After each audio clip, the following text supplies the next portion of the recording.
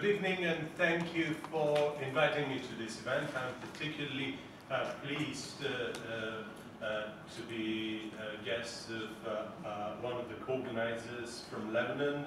I've spent long hours working on the works of Charles Malik, one of my heroes, and his contribution to crafting the Universal Declaration of Human Rights through the theological lens of his own tradition, and particularly with an emphasis on human dignity. But today, I have been asked to achieve an almost an impossible task, to relate to the question of holy sites and human dignity with a particular focus on the holy city of Jerusalem. And the reason this task is so enormous is because while we all agree, as first slide suggests, that perhaps Jerusalem is one of the holiest sites in the Middle East and means something very important and yet very different for Christians, Muslims and Jews.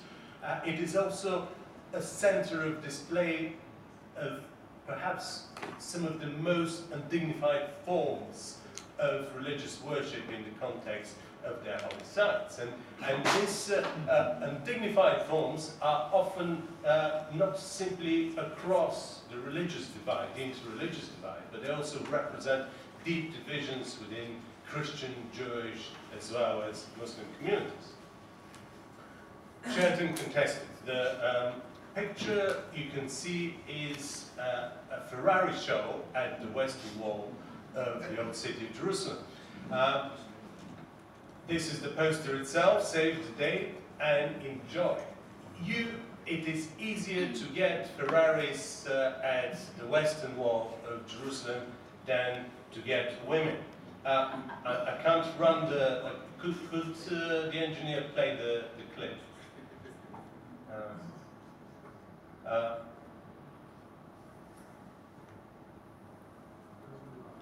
Sorry? Okay, anyway, so what it does is a video which displays pretty much a fight between Orthodox Jews and Reformed and Liberal Jews at the Western Wall over whether women and Reformed and Liberal rabbis should be entitled to pray with Torah scrolls at the Western Wall, rather than at the places particularly designated for them.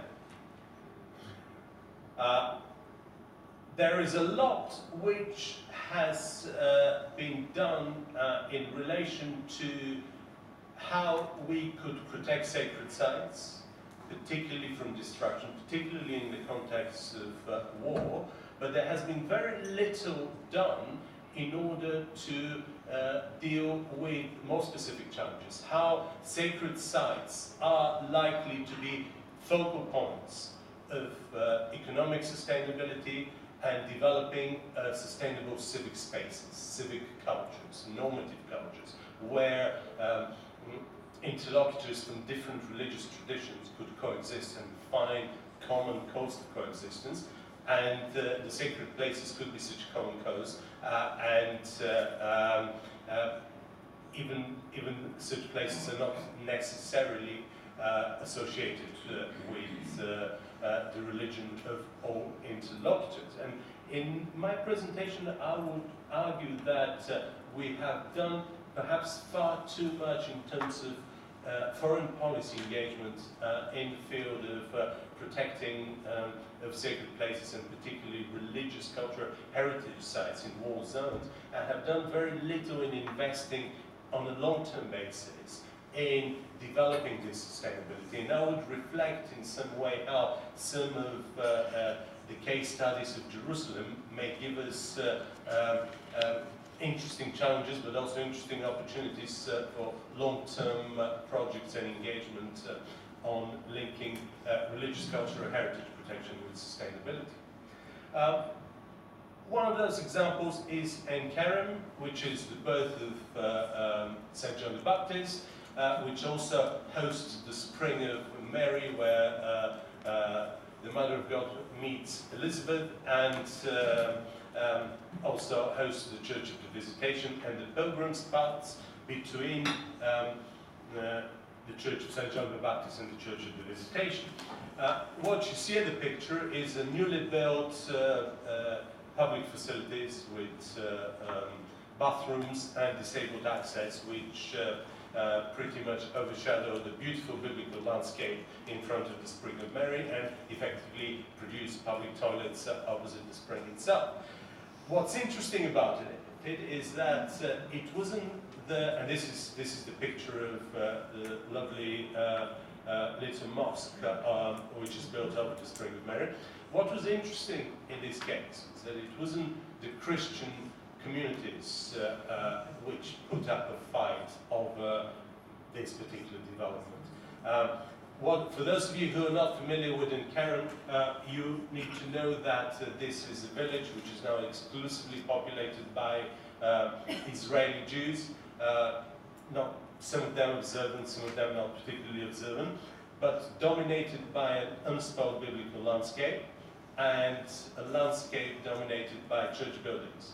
And these are the two Franciscan churches, the Church of the Greek Orthodox Patriarchate, the Sister of Zion, and the Russian Mission.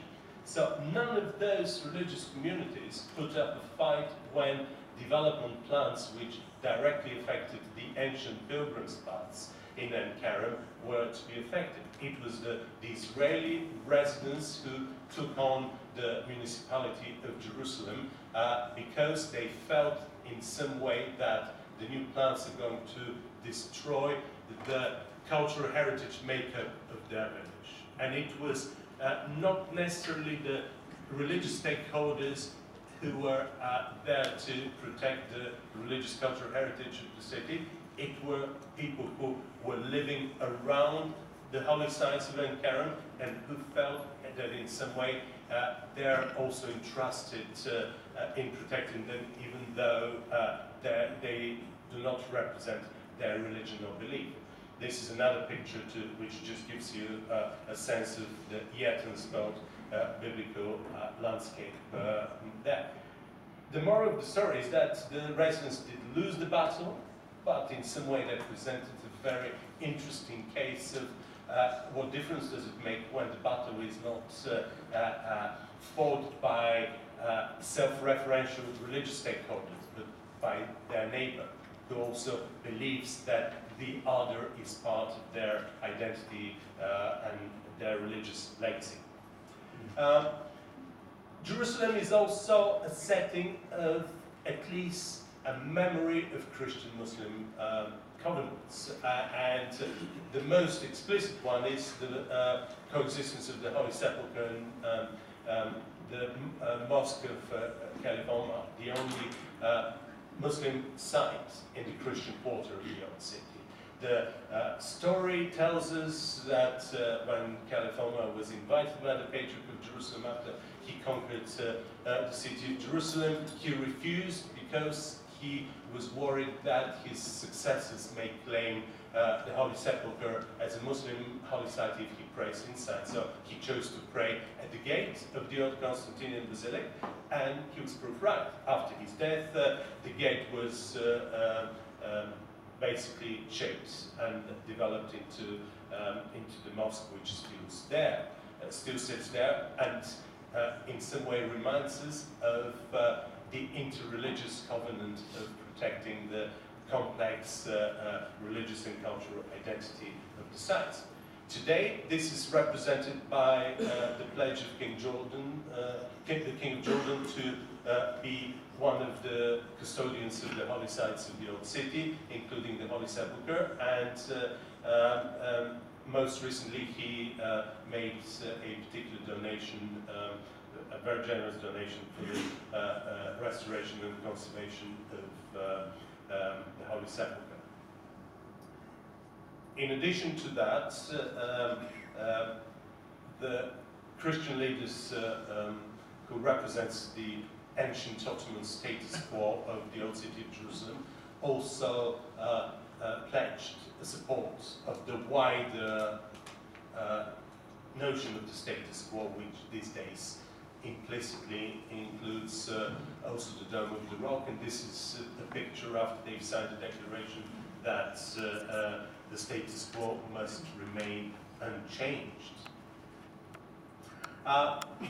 This notion of sustainability linked with the other religious actors supporting the existence and sustainability of their neighbors is also reflected further in other contexts beyond Israel. And I'm just going to flag two examples of the Serbian Orthodox wine production in the coastal monasteries in Albania, where the monasteries produce the wine, but they buy the grapes from the Albanians, which creates internal sustainability in the sense that if one of the communities disappears, the other communities would go bust in one form or another, and thus creates this kind of spaces of mutual coexistence, which is driven not only through the good neighborhood principle, but also through economic models which help them to work their way through difficult times. Similarly, another project which is pushed in the direction of sustainable farming by the International Orthodox Christian charities and the Church of Georgia develops greenhouses built and run by the Orthodox Church as a way of helping the local communities to make ends meet and bringing together members of different religious traditions in a peaceful coexistence. But of course, the idea of sustainability, economic and social sustainability in the city of Jerusalem is much harder to achieve. And it's partly to do with the fact that there are a number of religious sites which are both shared and contested. And they're shared and contested in such a way that one could hardly think of ways forward through which one could develop a narrative through which the contested aspect could be somehow redrafted, reconceptualized, reimagined, so the two communities could coexist. And perhaps the most contested site, as far as the old city of Jerusalem, is Temple Mount, the Dome of the Rock, which is imagined and seen in different ways by Muslims and Jews. It is very nice to learn from history, but the Temple Mount and the Dome of the Rock reminds us that it's sometimes a big challenge when we read our histories differently, and therefore we come with very different conclusions what has to happen, where it has to happen. So, similarly, sharing contested spaces in the Holy Sepulchre, unfortunately, apparently my video doesn't run at the other end. It would display a big battle, and pretty scary battle, between Armenian and Greek Orthodox fighting over whether they've overstepped their territories. And the next slide, behind closed doors, describes how sometimes shared and contested spaces give us a very interesting dynamic when religious communities have to consolidate their differences in order to fight political authorities which try to impose taxes on their properties. This is a picture when the Holy Sepulchre was closed for 3 days, which resulted into such an outcry that in 3 days Prime Minister Netanyahu had to intervene and pretty much block the controversial tax imposed by the mayor of Jerusalem. Shared and contested spaces, as far as the Tomb of David is concerned, the picture displays Israeli police removing Orthodox Jews who try to block the use of the Church of the Seneca, which is on the top floor of the Tomb of David, because they view the Christians as idolaters. Similarly, price tag attacks on the Church of the Domitian, which resulted in rather crude graffiti on the doors and later on in some of the Christian cemeteries, which were desecrated. So what can we do about this? Do we can we do anything about moving beyond these shared and contested spaces? Certainly there are points as far as points in convergence as far as the city of Jerusalem which open up opportunities, but they're clearly not taken. The next picture is a picture of the wonderful tunnels, excavations under the Western Wall, which are remarkable from the point of view of archaeology, but also from the point of view of collaboration between Israeli archaeologists and Arab residents within the Muslim Quarter. If you read the UNESCO reports about the state of the Western Wall and the Dome of the Rock, they're usually two reports, Jordanian and Israelis. And when you read them, you really get the impression that they talk about completely different archaeological science. One is baffled. How is it possible that professionals could have such different perceptions of what is happening on the ground? The Jordanian side usually argues that the Israeli archaeologists are trying to destroy any medieval layers which emphasize Muslim presence on the Al-Aqsa compound. The Israelis basically praise themselves about the remarkable work they have done in relation to the tunnels. There's nothing, though, as an attempt of trying to bring together the two projects and attempting to really relate to possible collaboration, which will turn the two projects in remarkable tourist opportunities, crowdsourcing of religious cultural sites which will benefit both the compounds of Al-Aqsa and the Muslim Pious Foundation, and the archaeological sites of the Israeli authorities. One of the most remarkable proposals which have been made recently by Patriarch Theophilus of Jerusalem is to change completely and reimagine the old city of Jerusalem as one sacred place, which is seen as one protected area where all these different religions thrive, and also protect the different religious stakeholders from taking each other's territories. Acta and agenda. So, where can we move forward in terms of recommendations?